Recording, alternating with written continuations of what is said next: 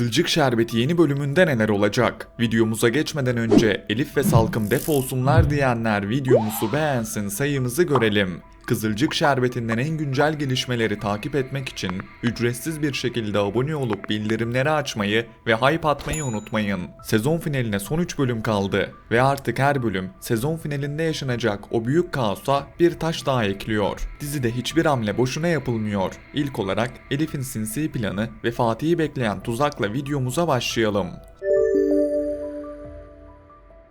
Yeni bölümde Elif eve çağırdığı adamla birlikte olacak ve ardından Nilay'ın bunu herkesin içinde patlatmasıyla beraber bir anda bütün gözler Elif'in üzerine çevrilecek. Elif zaten son dönemlerde yaptığı her hamleyle kendisini biraz daha çıkmaza sürüklüyordu. Ama bu kez olay bambaşka bir noktaya taşınacak. Nilay'ın bunu herkesin ortasında söylemesiyle Elif'in saklamaya çalıştığı şey aile içinde büyük bir skandala dönüşecek. Elif kötü bir gözle bakılan, herkesin sorguladığı ve kara kara ne yapacağını düşünmeye başlayan isim olacak. Burada Elif'in yine hatasını kabul etmek yerine daha büyük bir yalanla olaydan sıyrılmaya çalışacağını düşünüyorum.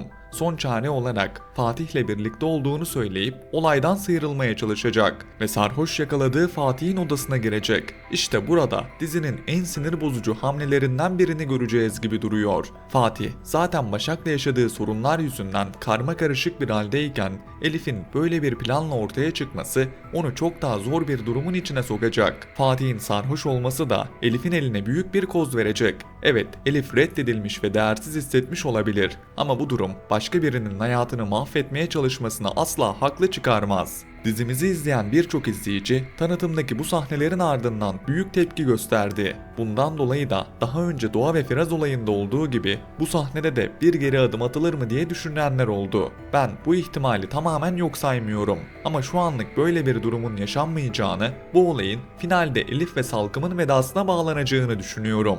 Yani Elif'in bu yaptığı şey bir bölümde başlayıp bir bölümde kapanacak basit bir olay olmayacak. Bu hamle büyüyecek, Fatih'i zor durumda bırakacak, Başak'la ilişkisini daha da karıştıracak ve sonunda Elif, Emir ve Salkım'ın hikayedeki yerini kaybetmesine sebep olacak gibi duruyor. Bu üçlü için artık yolun sonu yaklaşmış gibi duruyor. Peki Başak ve Fatih cephesinde bizleri neler bekliyor? Son bölümde Fatih bu çocuğun babası mevzusu konusunda Başak'ı sıkıştırmaya devam etmişti. Fatih ne kadar Başak'a inanmak istese de kafasındaki sorular bir türlü bitmedi. Çünkü ortada açıklanmayan bir çocuk meselesi var ve Başak bu konuda sürekli susmayı tercih ediyor. Fatih de bu haliyle bu suskunluğun altında başka bir gerçek arıyor. Son olarak Başak'ı evde bulamamasıyla çıldıran Fatih onun peşine düştü ve gittiği evde Başak'ı bir erkekle yakaladı. Yeni bölümde Fatih bu sahneyi kendi kafasında bambaşka bir yere bağlayacak ve her şeyi yanlış anlayacak. Yeni bölümde Fatih her şeyi yanlış anlayıp Başak'ı terk edecek ve Başak da bu süreçte Fatih'e bir açıklama yapmamaya devam edecek. İşin en can sıkıcı tarafı da bu olacak. Ama aralarındaki en büyük sorun aşk değil, açıklanamayan geçmiş. Başak'ın Fatih'e tek bir cümleyle açıklayabileceği şeyleri hala saklaması Fatih'in kafasındaki şüpheleri daha da büyütecek. Bunun sebebinin Başak'ın gizemli geçmiş olduğunu düşünüyorum. Çünkü Başak Fatih'i bu kadar severken ona hiçbir açıklama yapmaması normal değil. Bu suskunluğun arkasında sadece korku değil, çok daha büyük bir sır var. Ayrıca Başak'la evde gördüğümüz bu gizemli kişi de onun sevgilisi falan değil. Abisi Asaf. Asaf karakteri yeni bölümle beraber diziye giriş yapacak. Sezon finaline son 3 bölüm kalmışken diziye yeni bir karakter dahil ediliyorsa bu karakterin hikayeye etkisi mutlaka büyük olacaktır. Başak'ın bu çocuğun babasını sır gibi saklamasının ardında büyük bir sebep var.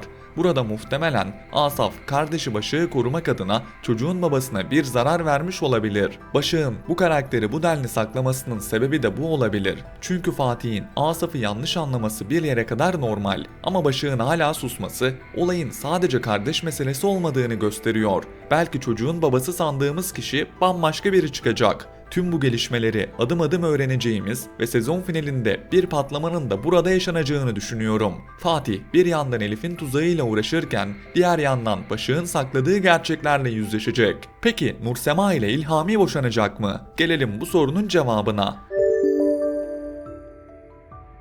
Son bölümde İlhami'nin müzayede gecesini kabusa çevirmesi ve Asil'le kavga etmesi Nursema'yı çok zor bir durumun ortasında bıraktı. İlhami zaten yangın meselesinden sonra izleyicinin gözünde büyük bir yara almıştı. Nursema'yı alevlerin içinde bırakması ve sonrasında bunun ağırlığını taşıyamayıp öfkesini Asil'e yöneltmesi onun ne kadar zayıf bir karakter olduğunu bir kez daha gösterdi. Yeni bölümde Nursema İlhami'den giderek uzaklaşmaya başlayacak. Bu uzaklaşma bir anda bağırarak, çağırarak ya da büyük bir resle olmayabilir. Daha çok içten içe büyüyen, bakışlara yansıyan ve sessizliklerle kendisini belli eden bir uzaklaşma izleyeceğiz. Nursema'nın artık İlhami'ye eskisi gibi bakamayacağını düşünüyorum. Çünkü bazı olaylar vardır, telafisi çok zordur. Yangın gecesi de Nursema için tam olarak böyle bir kırılma oldu. İlhami'nin sonrasında Asil'e saldırması ise bu kırılmayı onarmak yerine daha da büyüttü. Nursema artık kimin yanında güvende olduğunu, kimin yanında ise sürekli yara aldığını çok daha net görmeye başlayacak. Bu süreçte Asil ve Nursema'nın karşılaşmalarının devam edeceğini, her ne kadar dillerine suskunluk gelse de gözlerinin her şeyi anlatacağını düşünüyorum. Asil'in Nursema'ya yaklaşımı şu an çok daha sakin ve çok daha derinden ilerliyor. İlhami ise tam tersine her hamlesiyle Nursema'yı kendisinden biraz daha uzaklaştırıyor. Bundan dolayı yeni bölümde Nursema ile Asil arasında açık açık bir aşk itirafı görmesek bile o duygunun artık saklanamayacak kadar güçlendiğini hissedeceğiz. Çok geçmeden Nursema'nın İlhami'den boşanacağını ve sezon finalinde Asil ve Nursema aşkının başlangıcını izleyeceğimizi düşünüyorum. Çünkü Nursema'nın hikayesi artık İlhami ile devam edecek gibi durmuyor. İlhami hem yangın gecesinde hem de sonrasında verdiği tepkilerle Nursema'nın hayatında kılıcı olabilecek bir eş profili çizmedi. Asil'in hikayeye sadece geçici bir karakter olarak dahil edildiğini düşünmüyorum.